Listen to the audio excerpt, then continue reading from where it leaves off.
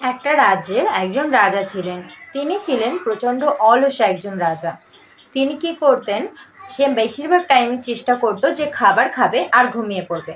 এরকম ভাবেই তার দিন চলছিল।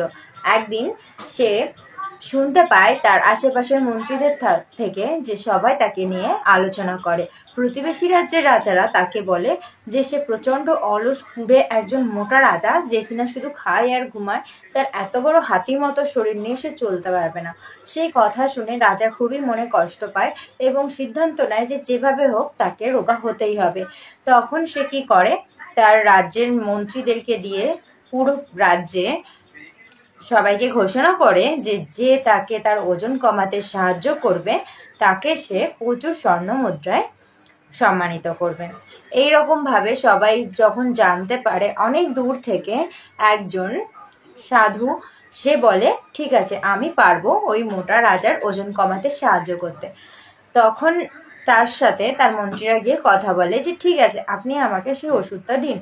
তখন সেই সাধু বাবা সেই তার মন্ত্রীদেরকে এটা বলেন যে দেখো, আমি তোমাকে এই ওষুধটা তোমার হাতে দেব না, আমি ওষুধটা বানিয়ে রাখবো, এটা রাজাকে পায়ে হেঁটে এসে খেতে হবে, তবে ওষুধটাতে কাজ হবে, নয়তো নয়।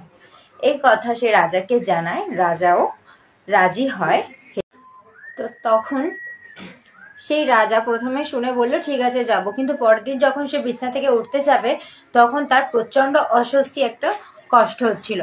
কারণ তার একে তো প্রচন্ড ভারী শরীর, তারপর সে অনেক দিন ধরে কোনো কাজকর্ম করেনি, ইভেন হাঁটা চলা পর্যন্ত সে করেনি, তার উঠতে কষ্ট হওয়াটা খুবই স্বাভাবিক।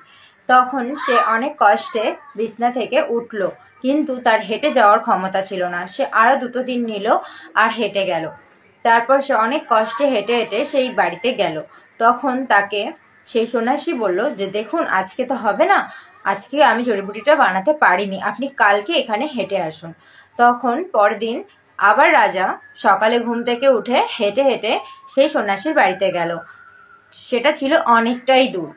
তখন গিয়ে সে প্রচন্ড ক্লান্ত হলো আর বলল আমার ওষুধটা কি আপনি বানিয়ে রেখেছেন, দিন।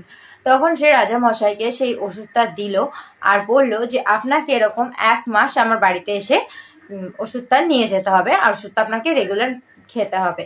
এরকম ভাবে রাজা মশাই রোজই সকালবেলা উঠে হেঁটে হেঁটে সেই সন্ন্যাসীর বাড়িতে থাকলো। এভাবে টানা 1 মাস চলতে থাকার পর সে বুঝতে পারলো যে তার ওজন অনেকটাই কমে গেছে। তখন সেই রাজা সেই সন্ন্যাসীকে বলল যে আপনি কি এমন দিয়ে জড়িবুটিটা বানিয়েছেন যে এত ভালো কাজ করলো। আমার রাজ্যের মন্ত্রী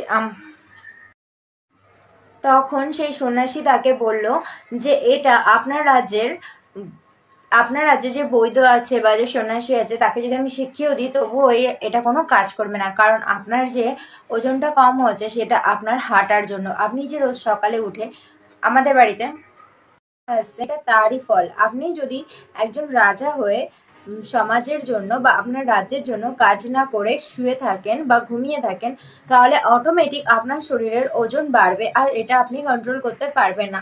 তো ভালো হবে আপনি হাঁটুন আর আপনার রাজ্যের জন্য কাজ করুন, তাহলে দেখবেন আপনার ওজনটা ঠিকই থাকবে। আর আপনি যদি সবসময় শুয়ে বসে থাকেন তাহলে কারোর ক্ষমতা নেই বা কোনো জড়িবুটির ক্ষমতা নেই যে আপনার ওজনটা কম করায়। এই ছিল আমার অলস রাজার গল্প। যদি তোমাদেরকে ভালো লাগে বা আমার গল্পটা তোমাদের মোটিভেট করতে পারে তো প্লিজ একটা লাইক করে পাশে থেকো। বাই বাই ফ্রেন্ডস, আবার দেখা হবে নতুন কোনো গল্পে।